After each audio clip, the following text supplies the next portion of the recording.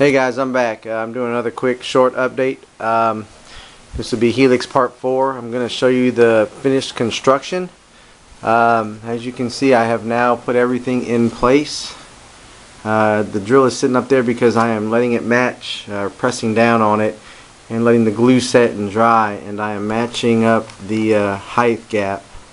Hopefully it won't blur out here, but anyways, it's there, and that's what it's doing right now. But anyway, I have done the entire helix here. I have now laid the track just about almost all the way, and as you can see, it stops about right there. Oops, let me get focused in here, sorry. Anyway, so I got it about there. And I showed you in my last video how I did my curves. One thing I didn't mention though is I use 30-inch radius curves, of course, and so when I'm doing my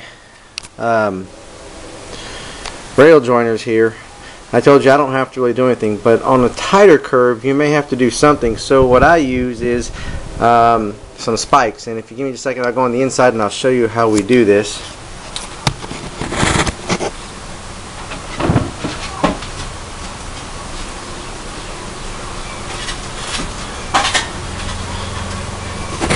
Alright, so anyways, on the curve, as I was talking about here in the joints, you can see here that I have those.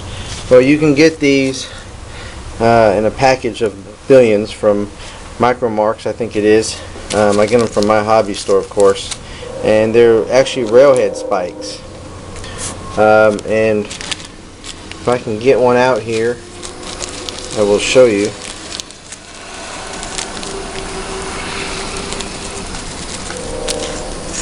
And there they are.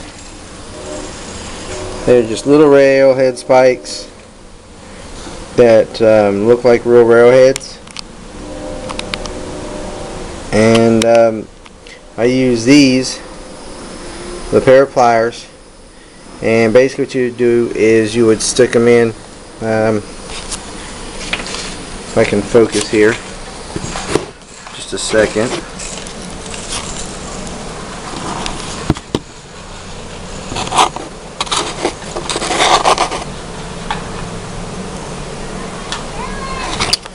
Basically the way it works is you would put it there, you would take your spike and you would center it, put it down and pushing on it. Now once you do this, as you see the rail spike now here, whoops, the rail spike is now there, and as you can see the rail spike here, it will hold the rail in place. Now I don't do that, but on tighter curves I have. And also when I hand lay track, one thing that someone's asked me is what kind of track do I use? Well, on the main line here I use Atlas Code 100. One, it's a lot cheaper than the Shinoharas and the Micro Engineering and all that kind of track. Two, it looks just as good as when you weather it up. Once you weather the track, you can't tell the difference. And two, the Code 100 for main lines, a lot of people use Code 83, but I use this because it's more durable for your trains. Just like anything else, rails start to wear down because it's nickel silver. With Code 83 we had on our club, and we've had to replace a lot of that stuff, and we switched to Code 100. Code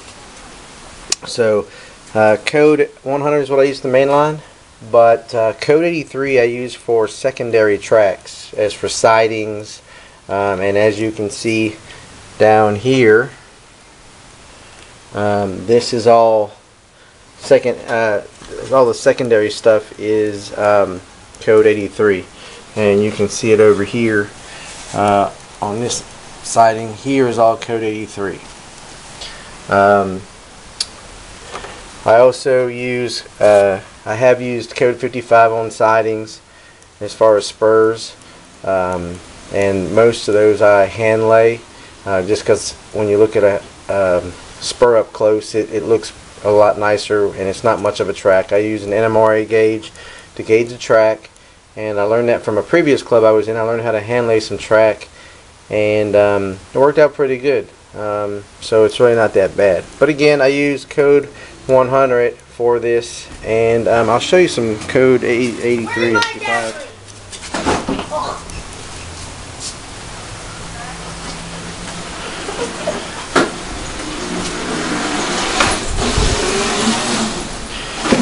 Here's a good example.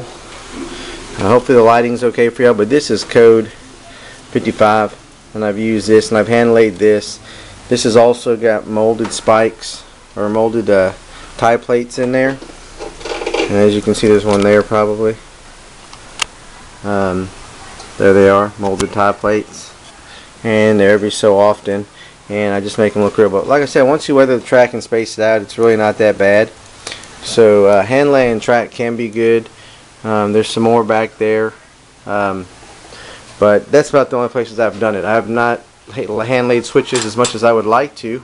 It just seems a little bit more difficult for me, and I haven't mastered that technique. But there it is again, and it's curved up here, and it's waiting to be hooked onto the main line. That switch that's laying there is a number 6, and it's an Atlas, and I am now replacing all my Atlases with Shinoharas. So it's going to be over there. Shinohara has a better electrical contact than Atlas. Most of the time these are the old cold 100s that I've had for a long time, so I'm just upgrading them, and the Shinohara is going to be a number 8. All my mainline switches are going to number 8s, and all my yards, or actually all my sidings, are going to go to number industrial is going to be number 6s. So it should be pretty interesting, make it more reliable, and some of those older industries will have number 4s just because they're a sharper one. But again, there it is, and that's the finished part of the construction of the helix, the one-turn helix. Now that I've had my first experience with the one-turn helix, hopefully it will work out well. I'm going to do a test run on it and see how well it works, and once I get that test run satisfied, I'll show you all on YouTube. I'll make another video of that. But there was a question someone that I'm trying to help. It's for Sooline. I'm sure you've seen some of his videos on here. He was talking about his double deck layout and how he was trying to get it up there. He didn't want to use the helix because it takes too much. I was trying to draw a track plan, but it's kind of hard without really seeing the whole layout there. So here's a good example, and this is something, a thought for you. But if you have your yard, I don't know if you've seen the videos like NS Modeler 24. He has his yard, and on the back side of his yard, he has a switch that goes along the wall. Well, it's the same concept as his helix, but you can start a 2%, 2.5% grade and go up along the back of your wall, and you can make it come out and come up through your peninsula. And as you come up through your peninsula, you can start it as it's coming out of a tunnel, upgrade onto the top of your peninsula and start your track around, and then you can come it on the back side of the wall. You can make yours go down into another tunnel and then come back down and have it come back around as if you were from in your basement and down into your yard again. It's just a suggestion. I think you kind of mentioned you were thinking about something like that, but that's probably a very good way to get yours going. But anyway, hopefully this helps, and I hope some of the information I've done has helped. Again, it's not much of a how-to. It's just some more information that some people have asked, and just to show the finished part of my helix product that I've tried to construct following other people from YouTube and other model railroaders. So hopefully now it will run. And again, here is the finished product. Of course, it starts from the bottom of the yard again, goes up and under, and there it is. There's the rest of the helix. And like I said, it's a one-turn helix, and it's at a 2% grade. And it was a pain, but it was well worth it. And Now I can get a better grade out of it, probably pull a lot more cars than I should have been able to, and it'll look a little bit more realistic. So now it will be just, once I get this working and get the switch in there and finish the main line, it'll be on to continuing the town and getting that situated. If you guys have any ideas for this part of the layout in the middle now, please let me know. I'd like to hear y'all's suggestions and what you think and what I should put up there, town or industries. As you can see, this used to be part of the industry where it started, and it switched off into a coal place and then into a power plant and a scrapyard. But again, if you guys can give any suggestions as to what you think should go in the middle of town in more industries, let me know, and I'll be looking forward to hearing y'all's suggestions. Until next time.